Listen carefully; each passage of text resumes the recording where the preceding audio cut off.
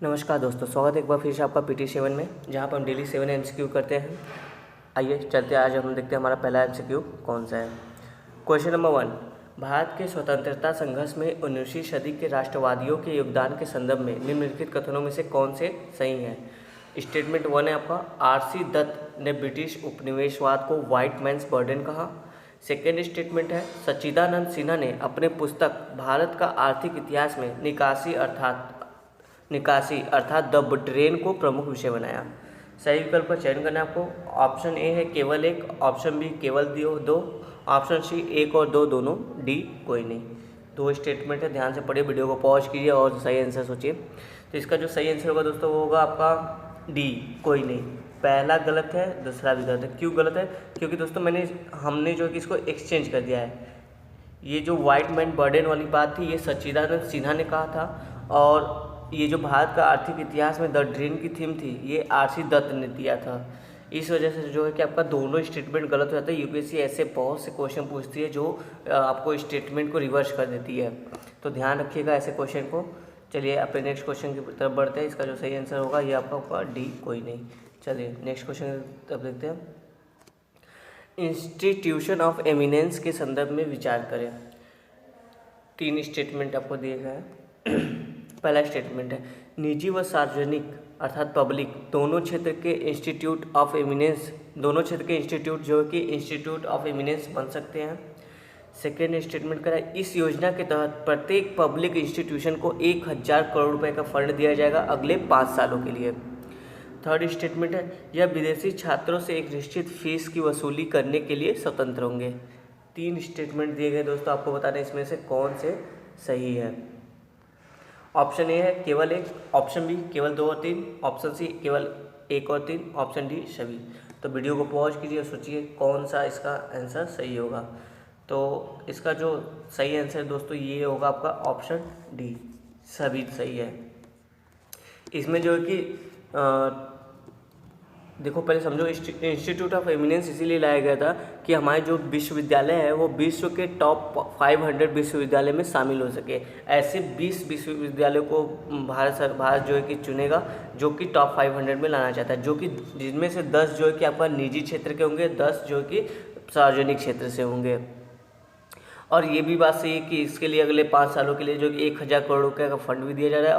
और इसको देखो बहुत ज़्यादा ऑटोनॉमी दी गई है, स्वायत्ता दी गई है, ताकि ये जो कि कई अपने इंस्टीट्यूशन से संबंधित कई सारे डिसीजन खुद ले सकती है। इस पर सरकार का बर्डन या दबाव नहीं रहेगा।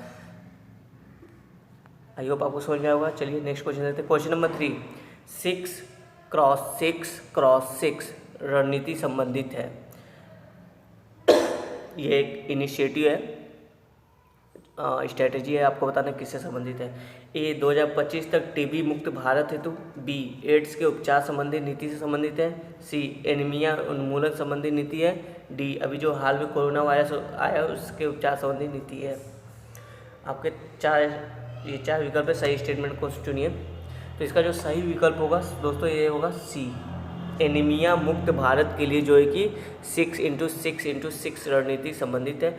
इस 3-6 का मतलब है, इसमें 3-6 हैं। एक तो 6 तरह के एज ग्रुप को इसमें डिसाइड किया गया है, 6 क्षेत्रों से लिया गया कि कौन से 6 क्षेत्र के लोगों के लिए ये योजना होगी, और कौन से 6 तरह से हम इसको जो है कि इस एनीमिया का उन्मूलन कर सकते हैं।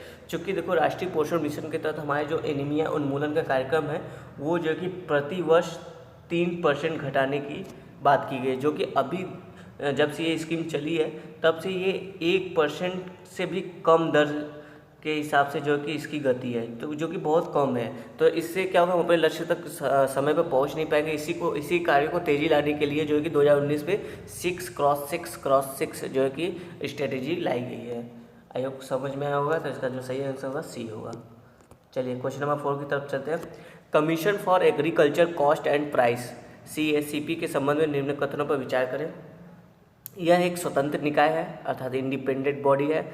सेकेंड स्टेटमेंट, प्रत्येक 3 वर्षों पर यह सरकार को विभिन्न फसलों के लिए MSP मूल्य की सलाह देती है। थर्ड स्टेटमेंट है आपका, MSP का दर क्या होगा इसका अंतिम निर्णय cabinet commission on economic affair लेती है। 3 स्टेटमेंट है, वीडियो को पॉज कीजिए और सोचिए इसका सही आंसर क्या होगा। ऑप्शन देख लीजिए आप, आपके ऑप्शन ए है केवल 3, ऑप्शन बी है केवल 1 और 2, ऑप्शन सी है सभी, ऑप्शन डी है कोई नहीं। तो इसका जो सही आंसर होगा दोस्तों वो होगा आपका ऑप्शन ए केवल 3। पहला दूसरा गलत है। क्यों गलत है? क्योंकि ये दोस्तों एक इंडिपेंडेंट बॉडी नहीं है, ये ministry of agriculture and farmer welfare का एक अटैच्ड बॉडी है, ठीक है।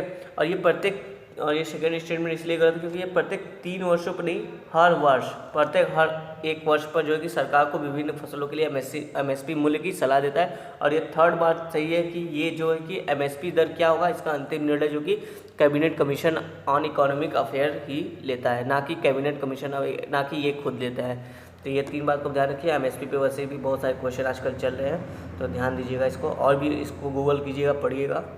चलिए नेक्स्ट क्वेश्चन की तरफ चलते हैं। ब्रू जनजाति कौन से राज्य के साथ संबंध है? बहुत ही सिंपल क्वेश्चन मैंने पूछा है आपसे। तो इसका जो सही आंसर होगा ऑप्शन ए है जम्मू कश्मीर, बी मिजोरम, सी केरला, डी उड़ीसा। तो इसका जो सही आंसर होगा दोस्तों वो होगा बी मिजोरम। ब्रू जनजाति के बारे में थोड़ा समझ लेते हैं। ब्रू जनजाति का ये अलग एक दूसरा नाम है रियांग जनजाति। ये आपको नॉर्थ ईस्ट के मणिपुर, नागालैंड, मिजोरम, असम, त्रिपुरा में आपको ये दिखे जाएंगे। इनकी जो भाषा होती है, इनको माना जाता है कि इनकी जो भाषा होती है वो तिब्बत वर्मन से ओरिजिन हुई है। और भी आप ब्रू टाइप के संबंध में गूगल कीजिएगा और आपको जाकर मिलेगा, क्योंकि ये न्यूज़ जो कि ये जनजाति जो कि पिछले 2 साल से न्यूज़ में है। क्वेश्चन नंबर 6 देखते हैं, पॉलिटी सेक्शन से। नाज फाउंडेशन केस संबंधित है, एक केस है, आपको पूछा ये किससे संबंधित है। ये भी करंट अफेयर का न्यूज़ है, ये लास्ट ईयर का न्यूज़ है जो कि इस साल भी चर्चा में रहा है।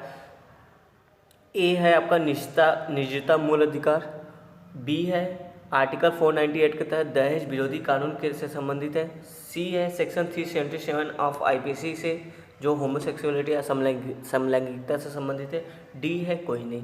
तो ये जो आप वीडियो को पॉज कीजिए और सही आंसर चुनिए दोस्तों। इसका जो सही आंसर होगा वो होगा ऑप्शन सी। नाज फाउंडेशन केस जो है कि सेक्शन 377 जो आईपीसी के समलैंगिकता के विरोध में जो कानून है उसको खारिज करने के लिए इसका पिटीशन डाला गया था। और वो ये जो कि 2019 और 19 में आपका जो कि सुप्रीम कोर्ट ने इसको इनवैलिड, इसके जो कानून को अब संवैधानिक करार दिया है। अब बोला कि होमोसेक्सुअलिटी इंडिया में मान्य है। अगर आपको समझ है तो ऐसे केस पे भी, ऐसे जो भी केस आते हैं रिसेंट में, जो बड़े बड़े वर्डिक्ट होते हैं जो आपके खासकर सोशल इशू से संबंधित है, तो उस पर थोड़ा सा नज़र बनाए रखिए, उनको कहीं आप नोट डाउन करते जाइए। जैसे निजता का मूल अधिकार कौन से केस से संबंधित था, ये सब चीज़ों को आपको नोट करना है। चलिए चलते अपने लास्ट क्वेश्चन की तरफ। National company law appellate tribunal के संबंध में सही विकल्प का चयन करें। NCLAT के संबंध में आपसे पूछा है। इसे कंपनी एक्ट 2013 के आपके 4 ऑप्शन, ये जो ABCD देखो यहीं पे 4 ऑप्शन दिए हैं, आपसे पूछे इसमें से कौन सा सही है। इसे कंपनी एक्ट 2013 के तहत बनाया गया है नेशनल कंपनी लॉ ट्रिब्यूनल के अपील को सुनने के लिए। और बी स्टेटमेंट कह रहा है आपका, बाद में इसके दायरे में insolvency and bankruptcy board of India IBBI व competition commission of India CCI को के अपील को भी सम्मिलित किया गया है। सी ऑप्शन आपका है कि ए और बी दोनों सही है, डी ऑप्शन है कोई नहीं। ये 4 ऑप्शन आप बताइए इनमें से आपके कौन सही है। केवल एक ए वाला सही है, बी सही है, सी सही है, डी सही है। तो इसका जो सही आंसर होगा दोस्तों ये होगा आपका सी, ए और बी दोनों ही सही है। यह जो कि national company law appellate tribunal जो कि आपका कंपनी एक्ट 2013 के तहत ही बनाया गया है। और इसके ये ध्यान रखिएगा, इसके दायरे में सिर्फ नेशनल कंपनी लॉ ट्रिब्यूनल के अपील ही नहीं, उसके साथ ही आपको insolvency and bankruptcy board of India के जो अपील है वो भी जाएंगे, और कंपटीशन कमीशन ऑफ इंडिया के अपील भी जो कि national company law appellate tribunal के अंडर में ही आएंगे। ठीक है दोस्तों, आई होप ये आपको 7 MCQ आज आपके प्रीलिम्स के लिए हेल्पफुल रहे होंगे। तो अगर आप चैनल पर नए हैं तो चैनल से जुड़े रहने के लिए हमारे लवर्स नेटवर्क चैनल को सब्सक्राइब करें। धन्यवाद दोस्तों।